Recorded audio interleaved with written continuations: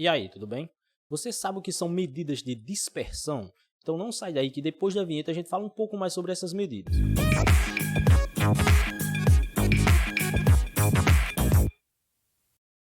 É isso aí, galera. Professor Jefferson Fernando aqui com vocês. Antes de mais nada, deixa o like no vídeo, se inscreve no canal caso não seja inscrito e bora para a aula, né? Então, ó, medidas de dispersão, certo? É o que a gente vai falar um pouco. A gente já estudou aí em vídeos anteriores, né, as medidas de tendência central, certo? E agora a gente vai estudar as medidas de dispersão, né? O que são essas medidas de dispersão? Ó, basicamente, né, em termos bem básicos, bem simples aqui, né, essas medidas de dispersão elas indicam o grau de variação, né, dos elementos de um conjunto de dados, certo? Isso em relação à sua média, não é isso? Porque a média é uma medida de tendência central, no caso, ok? Se você não assistiu ainda às videoaulas sobre as medidas de tendência central, vou deixar um cardzinho aparecendo aí em cima para que você entenda as medidas de tendência central, né? E depois a gente vem estudar essas medidas de dispersão aqui, ok? Então, quais são essas medidas, né? A gente tem a amplitude, a gente tem a variância, e a gente tem desvio padrão e a gente tem desvio médio, certo? No vídeo de hoje, nessa videoaula, nós vamos falar sobre essas três primeiras aqui, ó. Amplitude, variância e desvio padrão, certo? Amplitude, né? A gente vai só trabalhar um pouquinho os conceitos delas aqui, ó. Amplitude, né? A amplitude é o seguinte, é o tamanho dessa variação, basicamente, né? O tamanho entre aspas. Ou seja, a diferença aí entre o maior e o menor valor, certo? Então, é o tamanho dessa variação, assim, tamanho entre aspas, não é isso? Então, por exemplo, para calcular a amplitude, né, em um conjunto de dados aqui, você vai pegar o maior valor menos o menor valor. Moleza isso, não é isso? Moleza de entender. A próxima que a gente pode falar aqui é a nossa variância, né, que aí é determinada por essa formulazinha aqui que eu já explico para vocês o que é. Mas o que é basicamente essa variância? Essa variância ela representa o quão distante está cada valor da nossa média, certo? Então, a gente pega sempre em relação à média. Eu tenho um conjunto de dados, né? Então, as medidas de dispersão sempre vão ser em relação à média. Essa variância, em específico, ela representa o quão distante está cada valor da nossa média, certo? Então, quanto menor seja essa variância, mais próximos da média estão os valores aí, os dados, né? Os demais dados, certo? E quanto maior for essa variância, né? Mais distantes da média vão estar esses dados aí, cada valor desse aí, certo? E aí como é que a gente faz para calcular? A gente tem basicamente essas duas notações aqui, ó. Essa notação de baixo, apesar de ser mais simples aqui, é a mesma coisa da de cima, certo? Só que aqui eu faço a notação de somatório aqui, mas é basicamente isso daqui, ó. Então, a variância ela é representada por essa letrinha aqui, ó, né? Representada por essa letrinha elevada ao quadrado. Essa letrinha é a letra grega, que a gente chama de sigma, certo?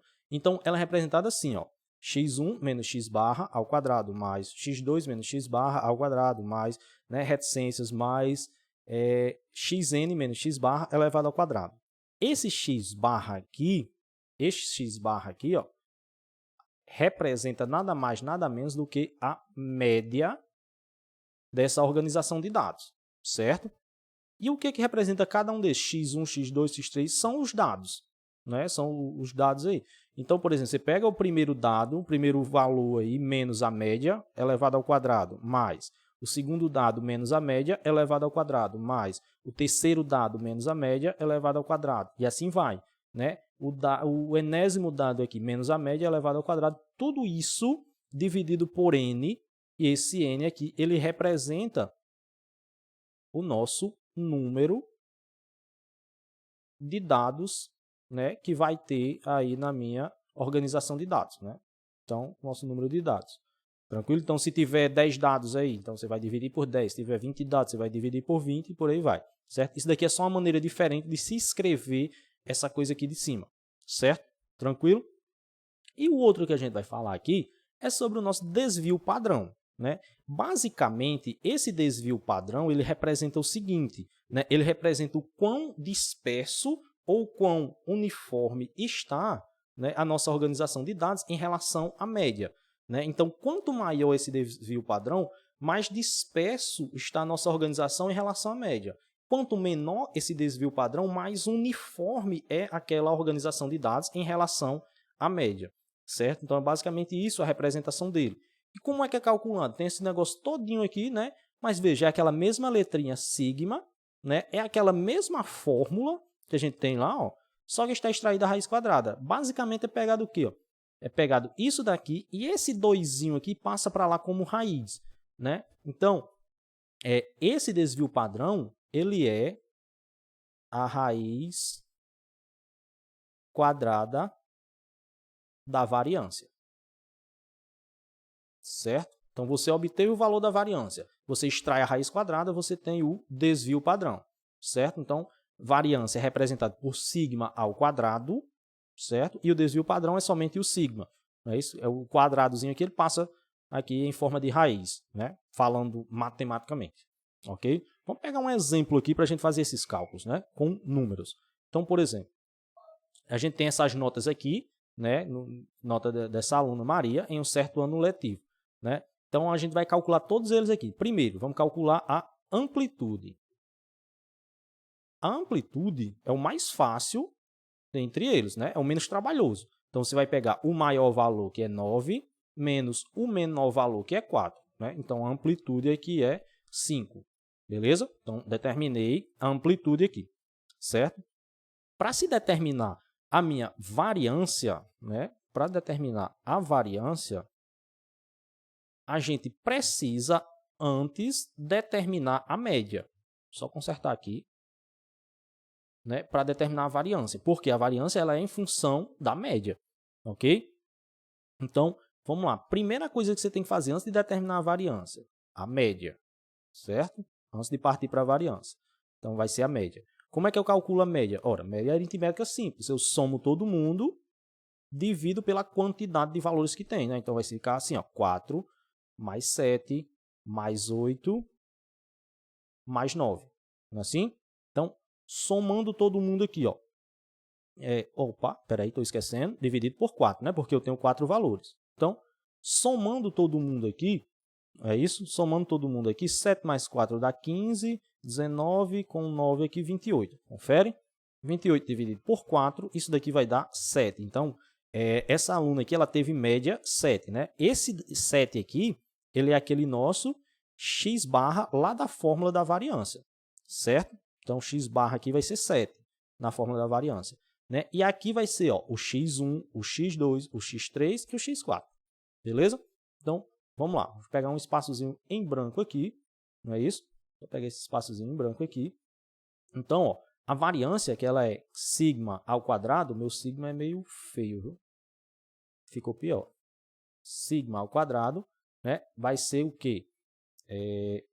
Vai ser o meu x1 menos o meu x barra ao quadrado, mais o meu x2 menos o x barra, né? Eu estou botando mais, mas é um menos o x barra, tudo isso ao quadrado, mais x3 menos o x barra ao quadrado, beleza? Mais o x4 menos o x barra elevado ao quadrado. Eu só tenho 4 dados lá, não é isso?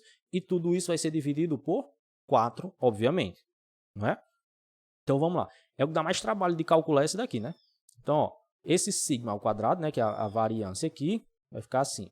Né? Quem é o meu primeiro valor? O primeiro valor aqui dos dados, ó, o x1 é 4, né? Então, vai ficar 4 menos 7, não é isso? Elevado ao quadrado. Só vai substituindo aqui agora, ó. Fica 4 menos 7 ao quadrado, mais o segundo valor lá é 7, não é isso?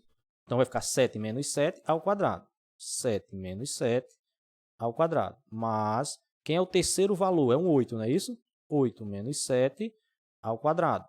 Mais, o quarto valor é um 9, não é assim? 9 menos 7, também elevado ao quadrado. Ok? Esse 7, lembrando, é a média que eu obtive para essa organização de dados. Então, tudo isso aqui dividido por 4. A partir daqui é só continha, não é isso? Então, vai ficar sigma ao quadrado né? 4 menos 7 aqui nesse primeiro, né? 4 menos 7 vai dar menos 3, não é verdade? Vai ficar menos 3 ao quadrado. 7 menos 7 aqui dá 0, nem preciso colocar, não é? Porque vai ficar 0 ao quadrado. Então, mas eu vou colocar aqui só para... Ok? 8 menos 7 vai dar 1. Então, 1 ao quadrado, né? Mais 9 menos 7 vai dar 2, 2 ao quadrado. Tudo isso sobre 4. Então, vai ficar sigma ao quadrado é igual. Menos 3 ao quadrado vai dar 9, certo? 0 ao quadrado vai dar 0, nem precisa colocar. 1 ao quadrado vai dar 1 e 2 ao quadrado vai dar 4. Tudo isso sobre 4. Beleza? Então, aqui vai dar 14 sobre 4. 14 sobre 4 é a mesma coisa que 7 sobre 2, não é isso? Que vai dar 3,5. Então, a minha variância aqui, ó, a minha variância é 3,5, certo? E como é que eu faço para calcular o desvio padrão, que é o último que falta aqui, ó? O desvio padrão. Ora, esse desvio padrão é a raiz quadrada da variância. Eu vou até anotar ele assim, ó. Desvio padrão igual raiz quadrada da variância, certo? Então, esse desvio padrão aí, que ele é representado por sigma somente, não é? Esse meu sigma, meu Deus do céu. Somente por sigma vai ser a raiz quadrada de quanto? Do que eu obtive aqui, não é?